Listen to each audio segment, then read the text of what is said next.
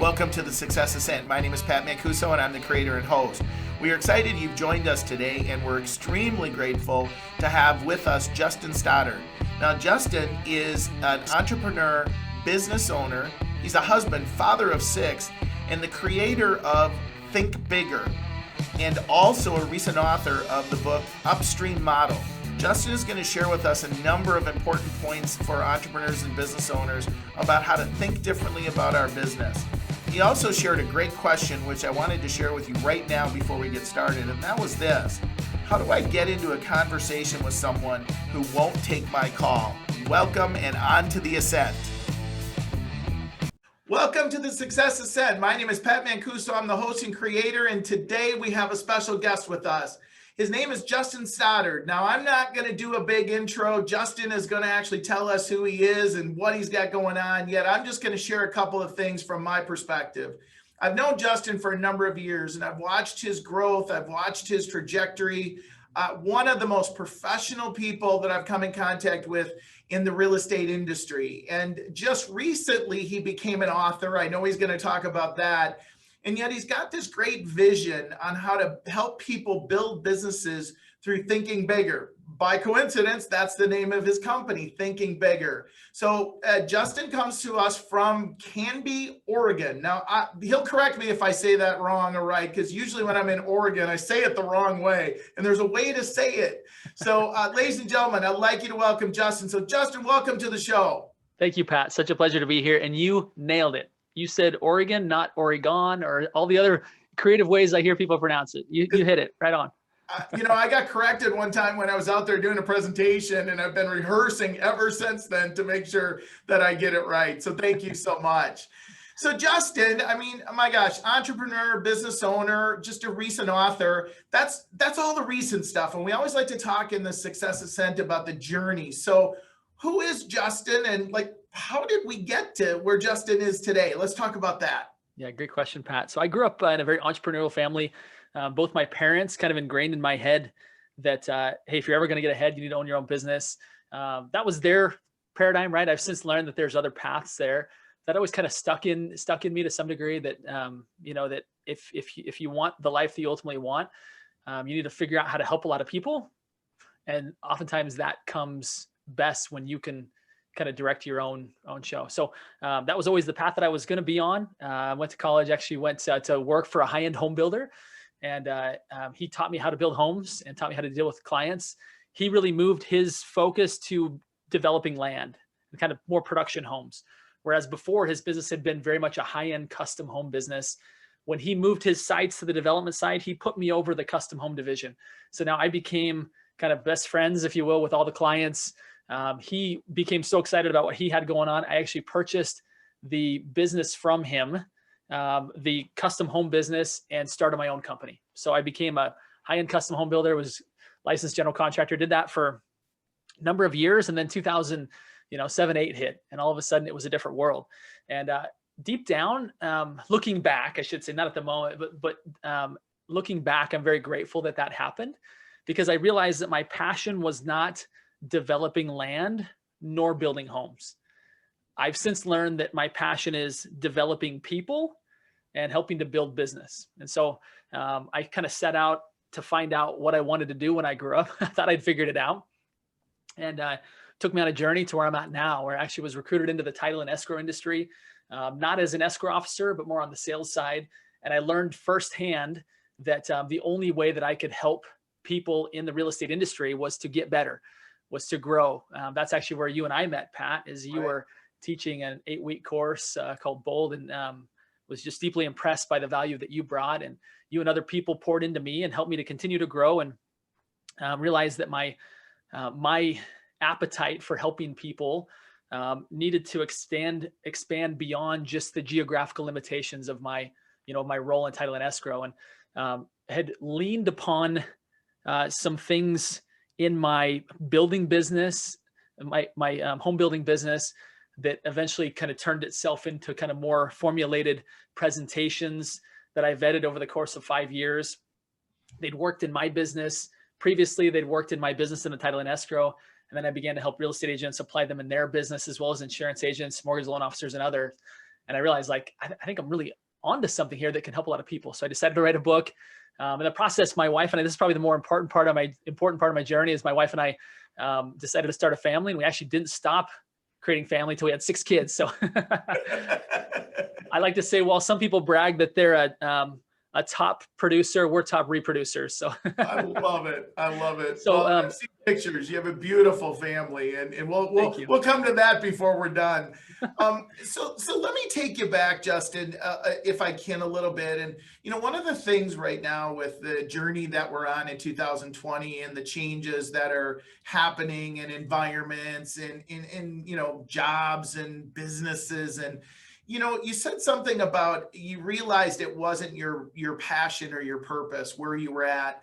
Anything that you can recall that you went through or you read or you helped you with that purpose? Because I think there's a lot of people struggling right now with that. What is my purpose and what am I passionate about?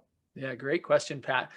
I think I've maybe since kind of formalized this into more of a conversation that I bring forward when I help agents do like a business planning session. I'll say, let's fast forward to the end of your life, and you're and you're listening now to the people that you loved the very most.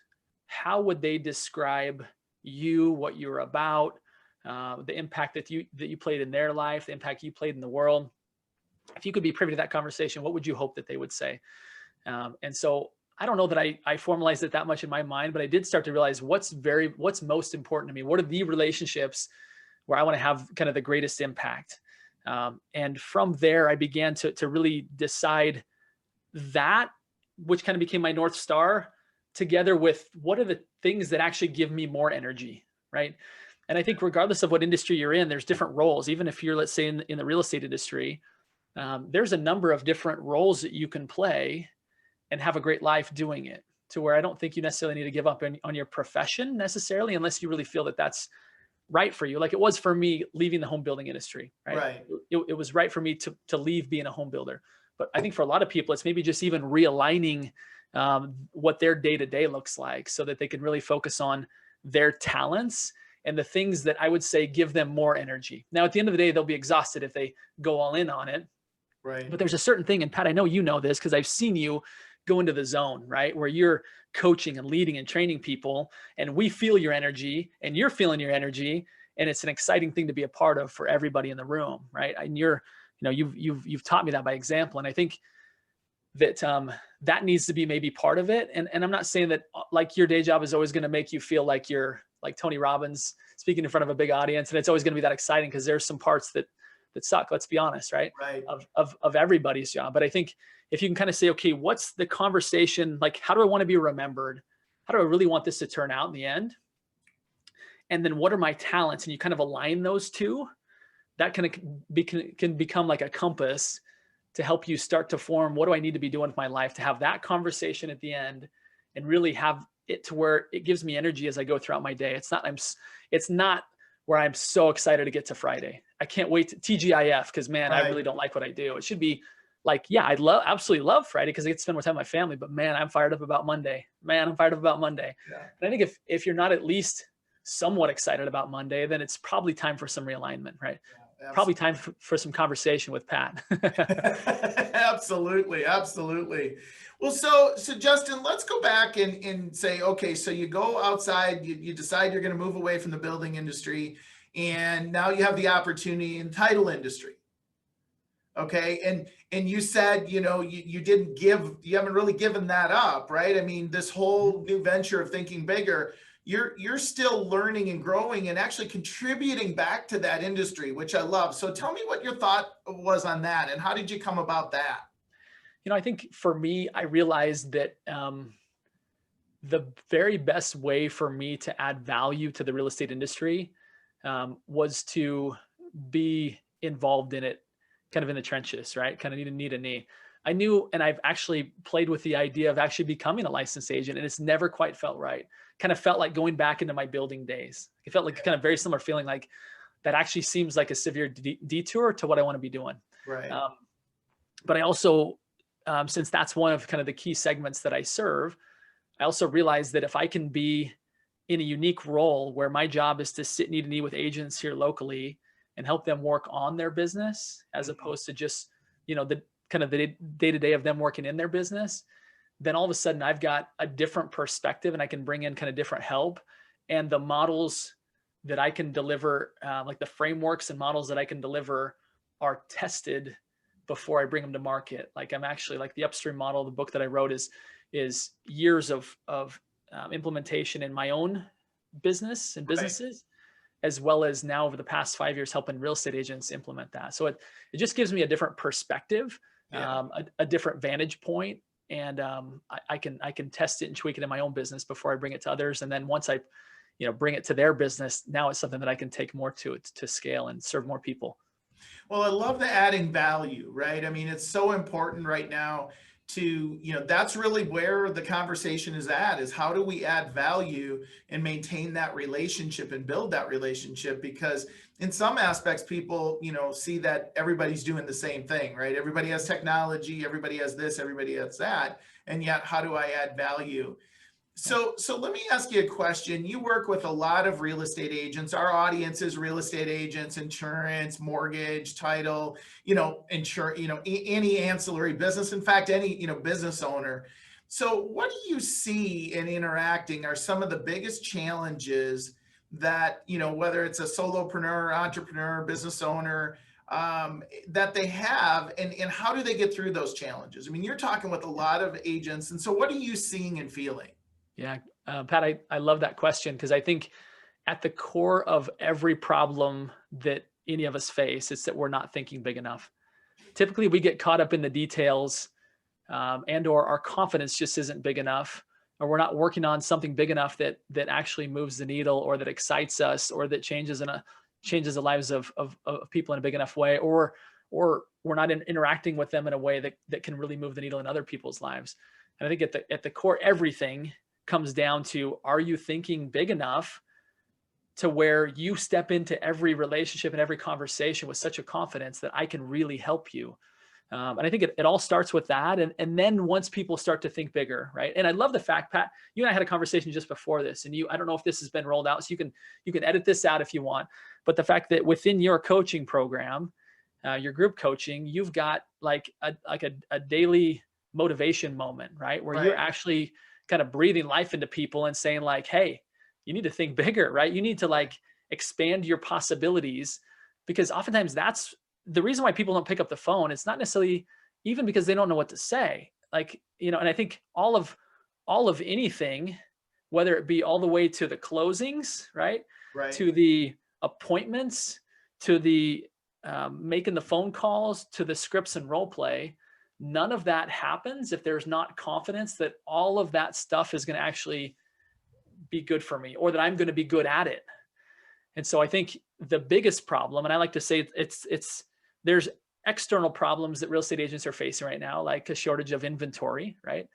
But there's also challenges that they're like, the biggest challenge is always right between their ears, of like, because regardless of the economy, you and I have seen this, that there are people that thrive and there are people that die during every economy. Right. I have agents right now that are absolutely struggling, and it's been such a hot market. Whereas there are other people that, during the big downturn, they killed it all the way through it, right? They just pivoted. Right. They thought big enough. Okay, like now what do people need? Now what do people need? How do I bring value to people now? It may look different than it did a few years ago, but people still need leadership. They still need help. So again, back to your question, the biggest problem that people face is they're just not thinking big enough, which then opens the door for them to actually do the work of scripts and role play and making the phone calls and getting the appointments and going on the appointments and getting the appointments and getting the transactions and getting more referrals. But it all starts with that core fundamental belief that I am good for the clients. I can do this. They need me.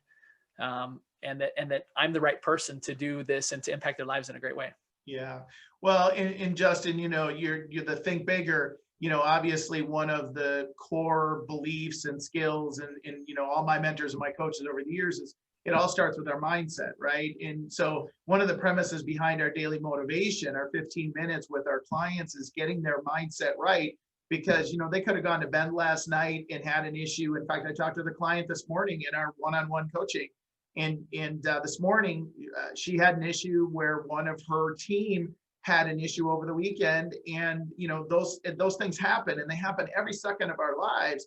And our challenge is that our mindset is, we can control some of it. Yep, there's some we can't control, and when we can't control it, it's how long do we stay off the track, before we get back on it. So what you're saying, you and I have a lot of the similar beliefs around that. It's how do we use our mindset to our advantage versus our detriment, and do it consistently to build and to grow. So I love how you answered that.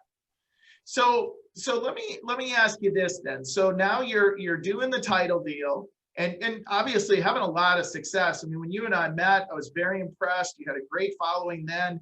And so how does Think Bigger come along? Like, how does that come along? Yeah.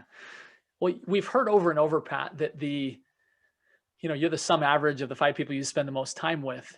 And don't get me wrong, I love the title and escrow world. They're some of the best people I know, but they're very focused on the details of getting transactions done, and they're the best in the world at it. Being around them, however, we're just wired very differently, right? They're very operations, production people, and thank heavens for them, because I would be a train wreck if you put me behind an escrow desk, right? It's just not my thing. Right. So I realized that if for me to grow, keep in mind, they're big thinkers in their realm, but I needed some people to be around that could help expand my possibilities. I needed to somehow find a way to circumvent the system and be around people like Pat Mancuso on a regular basis, right? And so I developed this podcast. In fact, to be honest, I started off as kind of a coy way to get in conversation with top producers in my marketplace. I thought, they might not take my call or get back to me as calling as someone entitled, but if I have a platform and I can reach out to them, invite them to come speak on it, we'll at least have the start of a relationship. That's proven to be true. Yeah. But during that process, I fell in love with the process of doing what you're doing right now, which is questioning success. Like, how did you get here? Like, help us understand how you got to be where you're at now. And so that's become a whole passion project. And so kind of the bigger picture, right? And I again, love my role in title and escrow. And people are like, are you going to become the sales manager and move the ladder? And I say, no, I don't want that. Right. The only real reason, besides like the love for the people that I work with and my clients, is it puts me in the trenches to be able to work like knee to knee and find out what the real problems are that real estate agents are facing, so that then I can go to my podcast potential guests and say, who can solve this problem the best, so I can reach people at scale, right? And then even develop models and frameworks that allow me to reach people at a deeper level. Yeah. So yeah, it's fit into the fact that now it's a part of me, right? That's why the TV over my shoulder here. Yes. Even my branding now has the TV, because I want when people to see my face, I want it to be a reminder that, oh, that's right, I need to think bigger. That's right, I need to think bigger. And if that's all you remember about me, like if that's all you remember about me, in fact, fast forward to the end of my life and my children are talking and they're talking to people who knew me, that like, I want people to come up to my kids. I want them to say, your dad helped me to think bigger. Like, your dad inspired me to have more possibilities than I would have had otherwise. Yeah. And if that's first and foremost, if I had an impact upon my children, and then other people can come and say, he did that for me as well, then success, right? Well, you have a little army that'll be out there doing that with all those kids. You have 6 kids, right? That's right. Yeah. Oh my gosh. There's probably a book in that, right? Raising 6 kids. I've raised 3, and it's like, holy Hannah, I can't imagine doubling that number. Yeah. Books. There's books in that. And most of them are like how dad could have been a little better about that, and how he could have been a little bit more like mom. I love that. She's homeschooling them while we're in here having fun. So, there's that. You know what? Here's the fact of the matter is that's a choice, right? I mean, that choice provides so many different opportunities and so many different freedoms. So let's shift gears. So you're going through and you launched the podcast, which I love, by the way. And I love the mindset behind it. And so now you're like, okay, I'm going to write a book. Like, tell me about that. Yeah. Honestly, probably similar to the podcast, it started off as a little more of a superficial project than it turned out to be. The aim behind the podcast was, how do I get in conversation with people that won't take my calls now? So stop right there. I want to stop you real quick, because that's such a huge aha for anybody in sales, that they never ask themselves that question. Mhm. right? Like, how do I get in front of somebody who won't take my call, who won't answer my emails, who won't answer the door?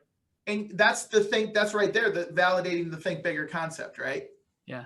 Yeah. How do I give, instead of showing up to get, right? Like I want to Right. get transactions from you. How do I show up in the very first conversation I have with them? I'm giving. I want to give you access to my platform. I want to give you access to my audience. I want you to come teach my audience. And yeah, that was an epiphany change for me. And then again, it turned into something much bigger. On the book side, again, having a passion, as I kind of talked earlier about finding where your talents and the things that really fire you up. Similar Yep. to you, Pat, I love speaking. I love teaching. It's something that really kind of invigorates my soul and gives me more energy. And I realized that one way to go about having more opportunities to do that would be to write a book and become hopefully a best-selling author, right? Was kind of the goal. As I got started down the path, I realized again, that's thinking kind of small. And frankly, I don't believe in thinking small. And so I started to realize like this actually has the ability to impact more than just me, right? Than just giving me the title of best-selling author, right? That's, again, it kind of started off a little superficial, and it's I'm sure it's still like I'll still would love some of the benefits of the superficialness of it, but Right. ultimately that's not what drove me to the end, because frankly, it was a lot harder than I thought. What I thought was going to be a 6-month project, I actually kind of mapped it out with the publisher, and they were like, I think it'll be fast, but if you could do it in 8, I was like, I need to do it in 6. And I'm like, I'm pretty confident I could do this. And then I was absolutely ate slice after slice of humble pie when I had something, and even gave it to friends and family, and they're like, you're way too verbose, man. You need to like cut it down, run on sentence galore. And I was like, oh, what am I doing? I'm not an author. I'm a speaker. Like, what was I thinking? Right. And so it was hard. It was really hard, but I'm grateful that I did it. I'm more grateful that it's that it's done. But I'm really proud of who I became in the process, and more importantly, who I believe I can help people become as they go through the process of reading it. It's not a masterpiece, right? I won't put it up there with with some of the greats, but it's my masterpiece, right? Yeah. It's my hero's journey. It's my story that I really feel like will inspire and help some people. Well, the great part about writing a book, at least in my mind, is even if it changes one life, right? Yeah. Even if it in that one life impacts so many other lives, right? Like, we sometimes look as coaches and consultants and trainers, and we look and we change the life that's in front of us, and yet what we've got to understand is we impact many lives beyond that, right? And many other lives beyond that, and maybe they tell a friend or they tell a family member about that impact, and it changes the course of history. So I love the passion for the book. So the Upstream Model. So Yeah. give us the 2-minute national bestseller. You got 2 minutes as a national bestseller to tell us. I'm kidding. Perfect. So we're taught, Pat, that when we go into business, like a service-based business, that there's really 2 ways to go get business. There's the cold market approach, right? Which is for sale by owners, expireds, internet leads. Obviously, we all know that there's the benefit of that, which is you can turn the dial pretty quickly and go get business. Right. The downside is it is obvious as well, is that people don't always love hearing from us. How'd you get my number, right? Similarly, with warm market, we're told that that's the alternative, right? The one alternative is it's your personal sphere and it's your past clients. And with both of those, the thing that I realize is I've really observed and kind of coached into the real estate industry is that both those require like a big database of business, right? Whether they be cold market database, right, through Boomtown or whatever, like Commissions Inc. It's a big group of people, and you're hoping out the other end of that to get a small number of either closed deals or client referrals, right?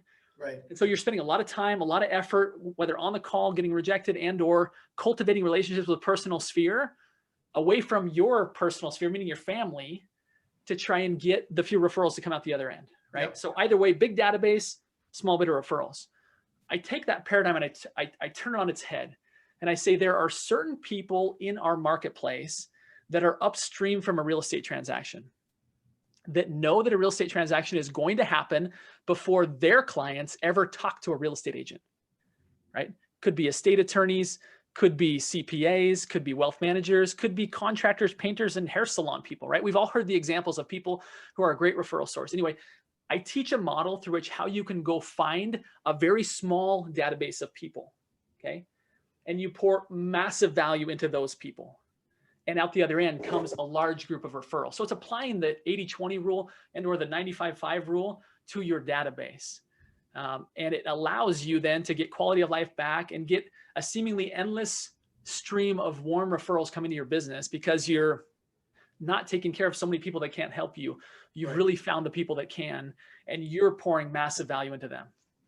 Well, you said something earlier and now you just triggered it again, and tied to this is that, when you look at industries and, the title industry, and look at the real estate industry as another example, we have, I think, and I've been in the industry 30 some years. I think sometimes we have blinders on relative to the industry where we think only that, real estate can create value only from real estate, and, that there's no original ideas outside of real estate. And I'm not, digging on anybody. I'm just saying, when you actually become a student of business and you get outside of your industry, there's so many ideas and strategies of value that we experience every day as a consumer that in our business we just don't apply. So, I was talking with somebody recently and I was saying, there's a couple of interesting thoughts, right? Like, people move, let's just use real estate and tied to title. People move every 7 to 9 years. And I think that number is going to actually increase, because I heard this the other day that over 50% of our mortgages right now, the active mortgages, over 50% are 4% or less. Wow. So when you think about interest rates, eventually, maybe not in your and my lifetime based upon the numbers, or eventually they'll probably go up. And so I was thinking about that going, okay, so if they move every 7 to 9 to 10 years, how do we add value over those 7 to 9 to 10 years to A, increase referrals, and B, to maintain the relationship? Because that's a long time between purchases, right? Yeah. Yeah. So we've got to add value. And I was saying to somebody, with a lot of the homeschooling and tutoring, I said, if I was doing what they were doing today, I'd set up a tutor, I'd hire a tutor every day at 4 to 5 o'clock, and I'd invite my database to come in and have that tutor help the kids of the stuff that I don't know because I haven't been in school 35 years. And they're like, wow, that's a great idea. And I go, yeah, it's happening all over the place right now. So that's just the thinking, thinking bigger, thinking differently. So I love it, Pat. And you're right. There's creative ideas out there. And I think that's one of the benefits that you bring to the industry and that I strive to bring as well, is that because we don't have an active real estate business, which a lot of people would say is our biggest weakness, I tend to disagree. If I had a whole slew of transactions that I were dealing with, it would be really hard to step back and work on my business, let alone help other people work on theirs. Yeah. Whereas if I can step in and only help people work on their business, similar to you, I think gives a different vantage point. And the fact that, and like the reality is that people who are consumers, they'll tell me things about real estate agents that they won't tell a real estate agent. Right. They'll ask me questions like, is it really necessary for me to have a real estate agent anymore? Or is that outdated? Right. Or what is the value of a real estate agent? Like, how much should I be, like stuff like that? They wouldn't ask a real estate agent because it would almost be disrespectful, right, to their industry. Correct. However, they'll come to me and ask it, and I can really have my ear to the ground as to what are the concerns that consumers have. Like, how much of the kind of the Redfin indoctrination, right, that you can do it for less, is working, right? Because these big, massive tech portals are spending billions of dollars, not just to get leads, but also to indoctrinate society to believe that there's a new way to do business, a more modern way, right? And you and I both know that there's a lot more value that a good real estate agent brings than just what you see above the water, right? That iceberg underneath is huge. Your example there is another great one beyond just the real estate transaction. But I think having the ability to be able to have conversations with people outside the industry, as well as have the time and the space to be a student of other industries altogether and bring real solutions and test them and then bring them to market, I think is a real value that you bring. And I strive to bring to the people that I work with.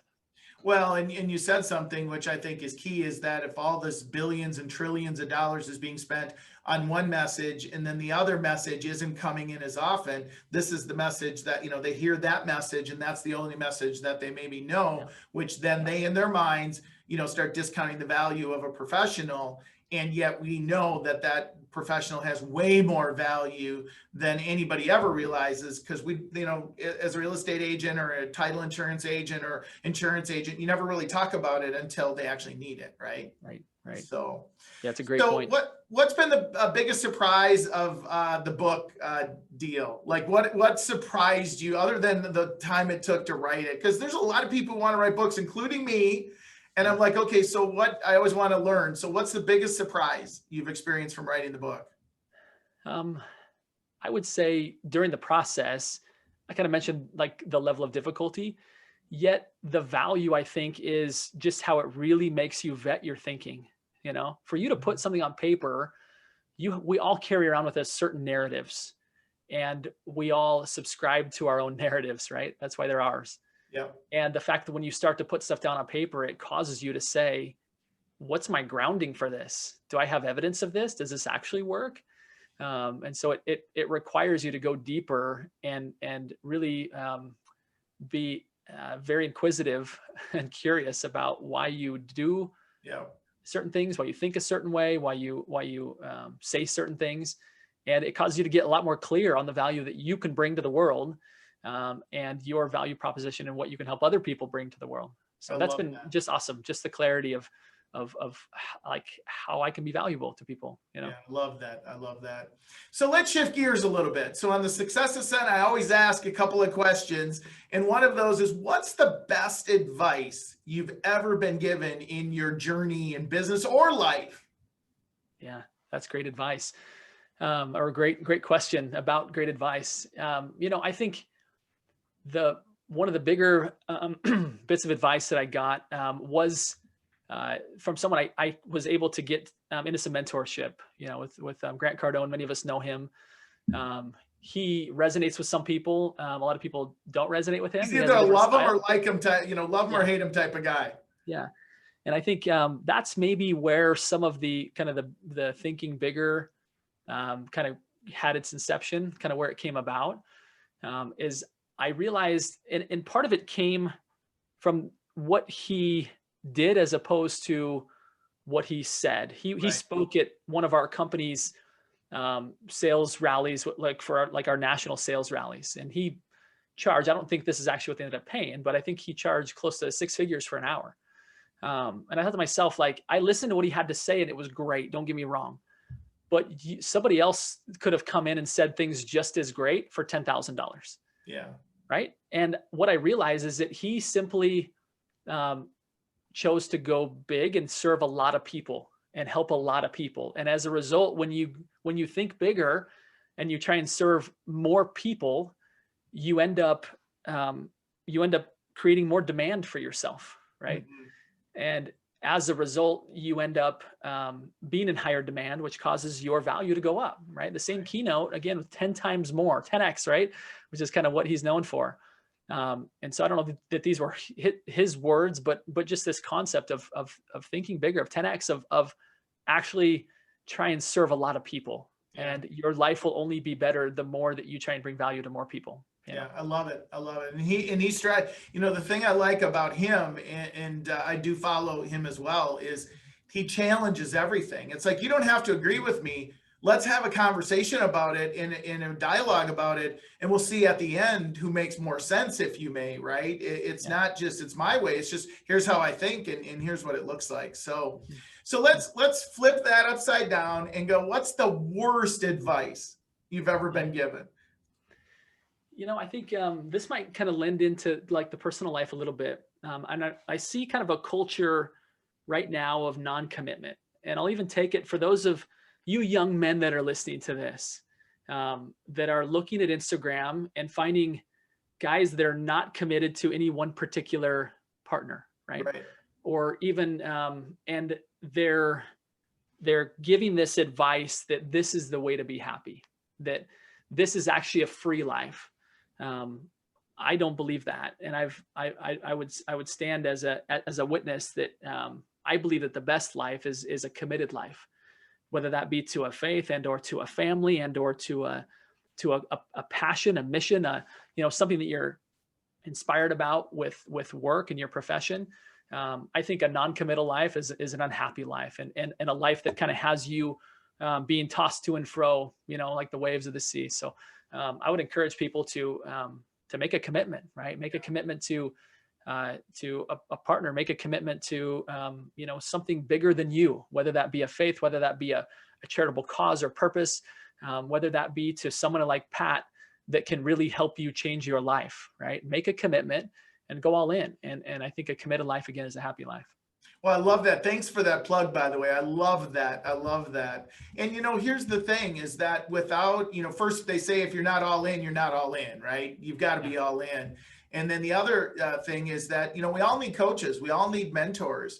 And whatever form that might be in, I know you do a lot of research, I do as well, on highly successful people. And the commonality is they've all had coaches, they've all had mentors, and there's a number of other characteristics, including being all in, that was really important to their success. So, Justin, there's so much that you shared today, and I love what you're doing on your podcast, and I love the book. And so as we kind of end here, is there any final thought that you would share to our listeners on that journey of success? It's something you've experienced, some ceiling you broke through. Would there be a final thought? Yeah, I would say if there's anything that, because it's fresh on my mind, and this isn't meant to be a shameless plug, but if anybody's kind of interested in the Upstream model, I put a lot more than just a model of how to get new business. It's really kind of a framework for thinking bigger. So I've got a free kind of offer, upstreammodel.com/book. And that's a lot more than I could probably fit into that answer, but it really is. And I've made it as kind of affordable as possible for people, right, to go in and get it as a free plus shipping offer. So I would say that would be kind of my final kind of request or charge of anybody, is like, go think bigger. Right. And if you're looking for a book to say, in this new year, I don't love cold market, and I feel like my warm market isn't quite producing at the level that I want it to. Like, I love on 250 people, and I don't get the kind of referrals to support my needs, and especially not my wants. Maybe there's an alternative. Maybe there's a third bucket of business you haven't tapped into yet. A lot of people talk about, that'd be a good person to get business from. Yet nobody kind of knows. It's kind of this ambiguous black box of like, how do I actually do that? What are the conversations I have and don't have? Right. Like what kind of spoils that opportunity, that bucket quickly, and what actually helps it turn into something that's where I'm getting a referral or multiple referrals every month, right? It actually changes your everything. So that's kind of really what I've dug into and poured into. So, the final charge is like, go think bigger. Yeah. And again, stay close to Pat. That's what I do. Well, thank you so much. And I'm glad you plugged the book. We will certainly have the links below in the podcast. We'll have it at the YouTube video. And guys, go get it. I've known Justin for a long time, and Rockstar Hang. I've watched his videos. I've watched the people he's interviewing, and I'm learning a lot from doing that. So, Justin, again, I want to thank you so much for your time today. I really appreciate it. And man, keep those 6 kids in line. Holy buckets. I can't wait for the book on that. So thanks, my friend. Such a pleasure to spend some time with you. I just love what you're doing. Again, you have taken the coaching world and turned it on its head. Speaking of that, right? To where you're doing some things that everybody else says you shouldn't do. It's because they can't do it. And it's because you can do it. So keep up the great work. This industry needs, and multiple industries need Pat and what you're bringing to the table. So keep up the good work. I appreciate that. I appreciate that, Justin. Thanks so much, everybody, for listening today. As always, listen to the Success Ascent at your favorite podcast source. Thanks so much. Be safe, be healthy, and have a great day. Take care. If you've not yet subscribed, please go to your favorite podcast source and subscribe to the Success Ascent, or simply go to www.thesuccessascent, and that's ASCENT.com, thesuccessascent.com. Thanks so much for joining us today. We look forward to catching you on the next ascent.